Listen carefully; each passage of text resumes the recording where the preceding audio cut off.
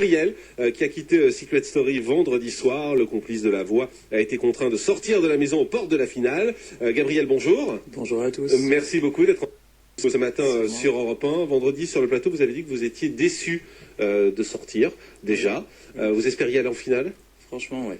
Je m'y attendais pas du tout, mais bon, c'est le jeu. De toute façon, j'ai accepté de faire l'émission et il faut que j'accepte aussi de sortir. Qu'est-ce qui s'est passé d'après vous? Pourquoi vous êtes sorti? Je sais pas, je comprends pas. Vous avez vécu comment cette vie à l'intérieur de cette maison? Quand on est à l'extérieur, vous vous en êtes peut-être aperçu ce week-end, il y a une vraie, en particulier sur le net, il y a une vraie haine contre Xavier, contre Tatiana. Est-ce que vous, de l'intérieur, vous ressentiez ces choses-là? Non, pas du tout. C'est pour ça que j'étais d'ailleurs aussi sympa avec eux. Et d'ailleurs, même si je suis sorti, je leur en veux pas, c'est leur vie. Et maintenant, j'ai ma vie à moi. Mais à l'intérieur, on se rend compte de rien du tout. On est cloisonnés et la prod est super sympa avec nous. Et même Tatiana et Xavier sont très sympathiques. Mais aujourd'hui, vous avez vu l'envers du décor. Vous avez vu peut-être ce qui s'est passé. On vous a raconté ce que nous, on a vu, que vous n'avez pas forcément vu. Et est-ce que vous vous dites que vous avez été manipulé? C'est pour ça que vous étiez plutôt proche d'eux? Ouais, bah, un petit peu, malgré tout. Je suis pas du style Vous en pris pour un con? Non. Oui et non. Mais c'était leur stratégie aussi pour le jeu. Maintenant, moi, je sors du jeu à tête haute. J'ai rien à me reprocher. J'ai été spontané, naturel et j'ai vécu mon expérience à fond. Vous voulez voir gagner qui? Les triplés. Sans appel.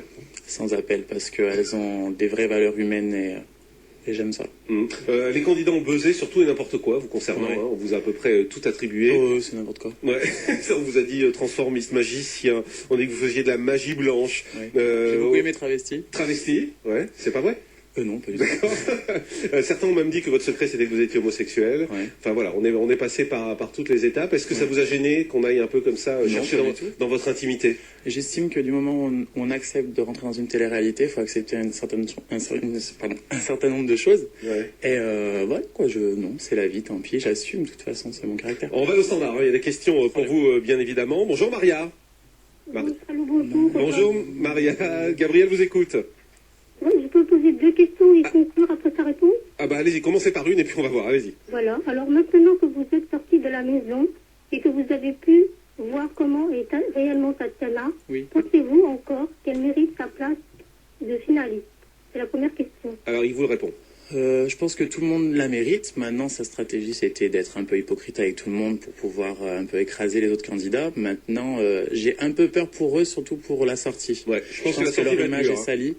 Et je pense que le problème aujourd'hui, c'est leur image. Et je pense qu'ils vont se prendre un peu des tomates dans la vie, c'est dommage. Maria, oui. Autre question? La deuxième? Oui. Oui, et pourquoi, lorsque Maxime a découvert le secret du couple Tatiana et Xavier, vous et les candidats restants de la maison, ne vous êtes-vous pas mis d'accord pour nominer le couple le mardi suivant? Cela forcerait à l'un d'eux de sortir du jeu et donc vous et un autre candidat auriez pu conserver une place dans le jeu. Alors Gabriel vous répond. Oui, mais c'était aussi une stratégie. C'est vrai qu'on y a pensé, mais je pense que d'autres nominations étaient plus importantes avant eux, quoi. Alors merci beaucoup, on va prendre Lisa. Bonjour Lisa. Bonjour. Gabriel vous écoute. Lisa, vous avez 16 ans et vous êtes lycéenne et vous nous appelez de Belgique. Ah oui. Allez-y. Donc Gabriel, d'abord je vais te dire que je t'adore. Je préférais depuis le début de l'émission. Et ma question, c'est un peu la même que celle de Maria. Je voudrais savoir si tu as changé d'avis à propos du couple maintenant que j'ai sorti. Excuse-moi, j'ai pas compris ta question. Est-ce que vous avez changé d'avis sur le couple maintenant que vous êtes sorti? Je crois qu'il a un peu répondu à ça tout à l'heure. Mais j'avais une autre question aussi. C'était qu'attendais-tu de l'émission Secret Story et quelle voie professionnelle voudrais-tu suivre maintenant? Ok. Ce qu'il faut savoir, c'est qu'à l'origine, je suis pas très télé-réalité. Je l'ai fait pour un tremplin professionnel, c'est vrai.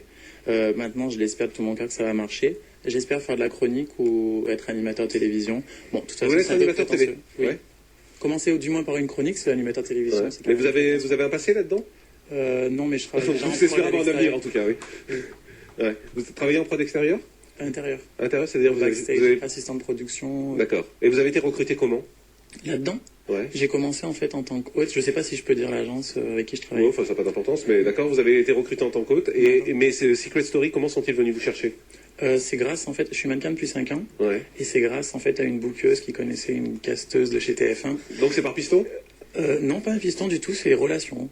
Mais c'est à peu près pareil. Oui, mais ça s'est fait comme ça. Non, c'est pas un piston, je pense. Ouais. Elle cherchait un garçon dynamique, jeune, sympathique, et voilà. Elle m'a bouqué, a dit bah, écoute, je connais Gabriel, il est sympa, appelle-le. Et après, ça s'est fait. Mais vous êtes un peu barge, non, Gabriel? Quand on vous voit faire dans la maison, vous êtes un peu hystérique, vous poussez des cris. Vous l'assumez. Tout à fait. Merci. Françoise, bonjour.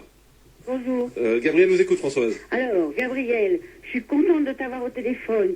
Je te souhaite tout le plaisir que tu peux avoir à l'extérieur. Et surtout pour ta carrière, je te le souhaite de tout mon cœur. Merci, parce que Françoise. tu ne méritais vraiment pas de sortir. Merci. Alors, Et vous avez pas de questions? Alors, je voudrais savoir un petit peu ce qu'ils pensent aussi. Bon, je suis partie sur le même principe.